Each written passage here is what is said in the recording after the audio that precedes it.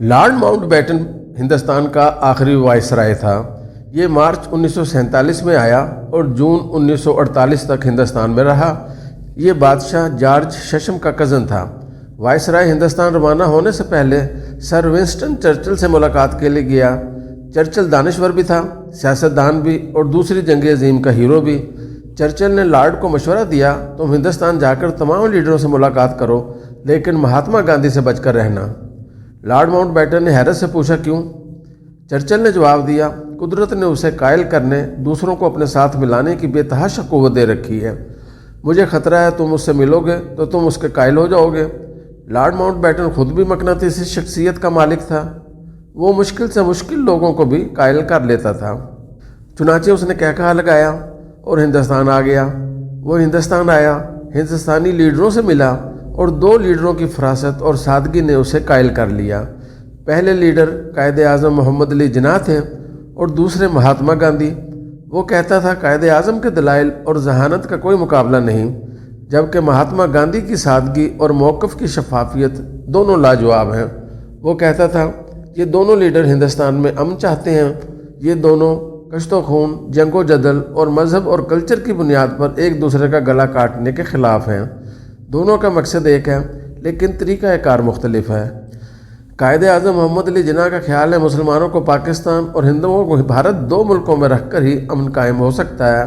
हिंदू और मुसलमान एक दूसरे से मुख्तलिफ हैं, ये मरने तक लड़ते रहेंगे, लिहाजा दोनों को अलग अलग सरहदों में रख दिया जाए। जबकि गांधी का ख्याल है हिंदुस्तान तकसीम नहीं होना चाहिए, हम एक ऐसा आइन और सिस्टम बना लेते हैं जिसमें हिंदू हिंदू और मुसलमान मुसलमान रहकर ज़िंदगी गुजार सकें।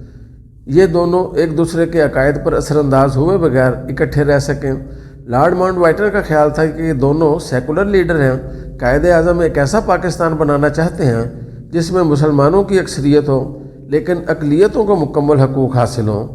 दूसरी तरफ गांधी का ख्याल है हमारा इंडिया मुकम्मल सेकुलर होगा, इसमें कोई शख्स मज़हब की बुनियाद पर किसी शख्स पर उंगली नहीं उठा सकेगा। इंडिया का हर शहरी सिर्फ इंडियन होगा। लॉर्ड माउंट बैटन का कहना था, मैंने दोनों की राय का एहतराम किया, कायदे आज़म को मुसलमानों का मुल्क दे दिया और गांधी को हिंदुओं का इंडिया। अक़लियतें दोनों के पास हैं। पाकिस्तान में भी हिंदू, सिख, ईसाई और पारसी हैं और इंडिया में भी मुसलमान, सिख, ईसाई, पारसी और बुद्ध हैं। अब कायदे आज़म का पाकिस्तान जीतता है या फिर गांधी का, ये फैसला वक्त करेगा। लॉर्ड माउंट बैटन हिंदुस्तान तकसीम करके बरतानिया चला गया, लेकिन इंडिया और पाकिस्तान का नज़रिया वक्त की लहरों पर आगे बढ़ता चला गया, यहाँ तक कि आज 77 बरस हो चुके हैं। इन 77 बरसों ने चंद हक़ाइक़ साबित कर दिए हैं। पहली हकीकत पाकिस्तान की मैच्योरिटी है। ये दुरुस्त है कि हम अक़लियतों को वो हकूक़ नहीं दे सके जो कायदे आज़म मोहम्मद अली जिन्ना पाकिस्तान के हिंदुओं, सिखों, ईसाइयों और पारसियों को देना चाहते थे। ये आज भी ख़ुद को पाकिस्तान में अजनबी महसूस करते हैं, लेकिन इसके बावजूद ये हकीकत है जितना अदम तहफ़्फ़ुज़ पाकिस्तान की सरहदों की दूसरी तरफ है, हम उसका तसव्वुर भी नहीं कर सकते। आप भारत में दंगों और फसादात की तारीख़ देख लें, आपको गलियों में नाचती वहशत बहुत कुछ सोचने पर मजबूर कर देगी। 1992 में बाबरी मस्जिद शहीद कर दी गई। एक मस्जिद ने किसी का क्या बिगाड़ा था, लेकिन इंतहा पसंदों ने गुंबद पर चढ़कर मस्जिद शहीद कर दी। इस सानहे को आज 33 वर्ष हो चुके हैं, लेकिन नफ़रत की आग नहीं थमी। दाऊद इब्राहिम हो, छोटा शकील हो या फिर याकूब मेमन जैसे मुसलमान गैंगस्टर हों, ये सब बाबरी मस्जिद और इंतहा पसंदों की नफ़रत का जवाब हैं। नरेंद्र मोदी ने 2002 में गुजरात में क्या किया? 2000 मुसलमानों को गाजर मूली की तरह काट दिया, घर, दुकानें और गाड़ियाँ जला दी और मुसलमान ख़वातीन को गलियों में सरेआम रेप किया गया। कश्मीर की दास्तान तो है ही फ़िरौनियत की दास्तान। ये खित्ता 77 बरसों से सुलग रहा है। इसमें मौत बोई और मौत काटी जा रही है। कश्मीर में कर्फ्यू को 215 दिन हो चुके हैं। हस्पताल, स्कूल और मार्केटें भी बंद हैं और इंटरनेट और फ़ोन सर्विस भी।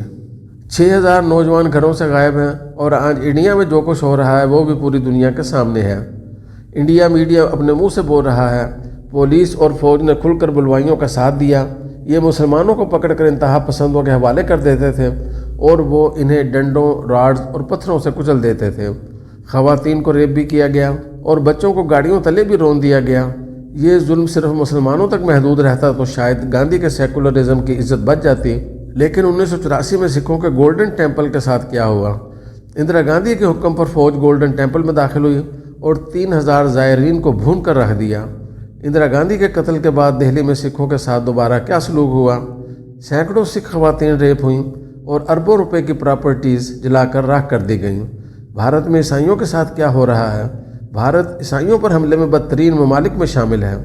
2018 में मसीही बरादरी पर 12,000 हमले हुए, दर्जनों चर्च भी जला दिए गए और सैकड़ों ईसाई कत्ल भी कर दिए गए। भारत में 1948 में 30,000 यहूदी थे, आज सिर्फ 5,000 हैं, बाकी भारत छोड़कर जा चुके हैं। बुद्धों के साथ क्या हो रहा है?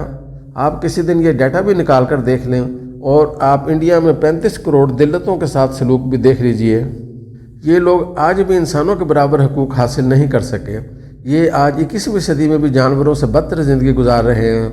हम पाकिस्तानी भी नफ़रत से भरे हुए हैं, लेकिन नफ़रत, शिद्दत, तासुब और जानिबदारी ने इंसानियत की जितनी दीवारें भारत में फैलाई हैं और लोग, अकायद और नस्लों की जितनी सज़ा वहाँ भुगत रहे हैं, हम उसका तसव्वुर भी नहीं कर सकते। ये दुरुस्त है, भारत ने पिछले 30 वर्षों में माशी तरक्की की। आज वहाँ 138 अरबपति हैं। ये दुनिया की 5वीं बड़ी माशी ताकत भी है, लेकिन ये समाजी, इंसानी और मजहबी सतह पर इंसानियत से जितना नीचे गया, हम वो सोच भी नहीं सकते।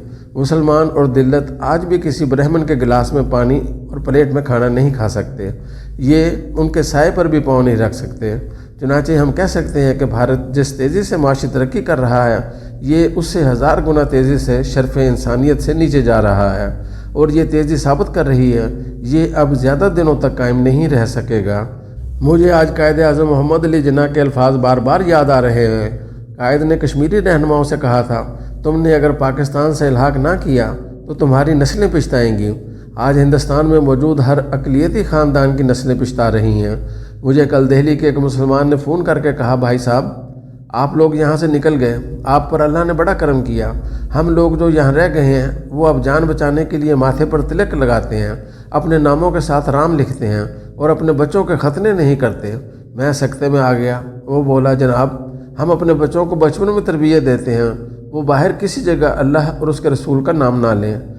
ठूठा लग जाए तो ज़बान से हाय राम और दिल में या अल्लाह कहें, लेकिन हम इस मुनाफ़िकत के बावजूद भी यहाँ महफूज नहीं हैं। उसका कहना था, पाकिस्तान के हर शख्स को मेरा पैगाम दे दें। उसे कहें, दिल्ली का मोहम्मद खालिद कह रहा है, तुम एक बार दिल्ली आकर देख लो, तुम मान जाओगे पाकिस्तान कितनी बड़ी नेमत, अल्लाह का कितना बड़ा इनाम है।